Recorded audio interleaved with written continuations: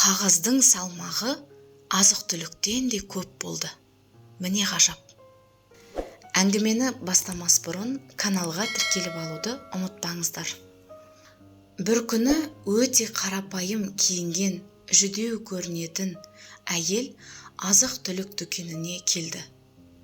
Солғын тартқан өңімен мұңды назарымен дүкен иесіне қарап, күйеуінің ауыр бір дертпен төсек тартып жатып қалғанын және үйінде 7 баласы аш отырғанын айтып, көмек сұрайды.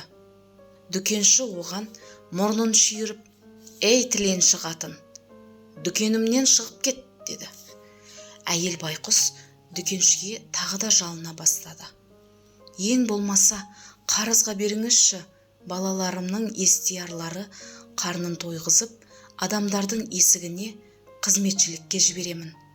Тапқан ақшаларын сізге әкеліп беріп, қарызымды үземін», деді жалынышпен. Дүкенші сонда да аяушылық танытар емес еді. Екеуінің сұхбатын дүкеннің сыртында тұрған бір кісі естіп, ішке кірді де сатушыға: «Оның қарызын қайтаруына саған мен кепіл болайын. Айтқандарын бер», деді. Дүкенші жақтырмай қатқыл үнмен әйелге: «Керекті азық-түлігің тізім бар ма?» деп сұрады. Әйел басын изеді. Дүкенші: «Олай болса, сол тізім жазылған қағазды таразының бір жағына қой. Екінші жағына сол қағаздың салмағына тең келетін нәрселер ғана аласың», деді мысқылмен. Әйел үнсіз ғана киімінің қалтасынан қағазын шығарды да таразының бір жағына қойды. Сосын қажет азық-түліктерді алып, оларды екінші жағына қоя бастады. Сол кезде таңғажайып оқиға болды. Таразының қағаз қойылған жағы заттар қойылған жағынан басып кетті. «Бұл қалайша? Мүмкін емес», деп таңданды. Сатушы кепіл кісіге көздері шарасынан шығардай қарап. Әйел өзі қалағанша азық-түлік алды. Таразының қағаз қойылған бөлігі де ауыр тартып тұра берді.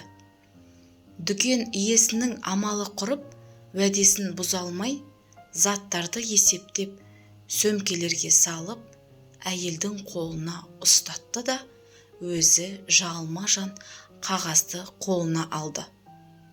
Ол қағазға қарап еді, онда азық-ауқат тізімі емес, мына сөздер жазылған екен: «Я Аллахым, менің неге мұқтаж екенімді менен гөрі сен жақсы білесің. Сондықтан өзіңе тәуекел еттім, ризығын маған жеткізіп бер». Дүкенші есінен танып құлардай болды.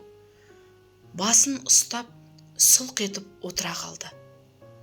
Әйел кеткен соң, кепілдік алған кісі дүкеншіге бір бума ақша ұсынды да, қайтымы керек емес деп, дүкеннен шығып кетті.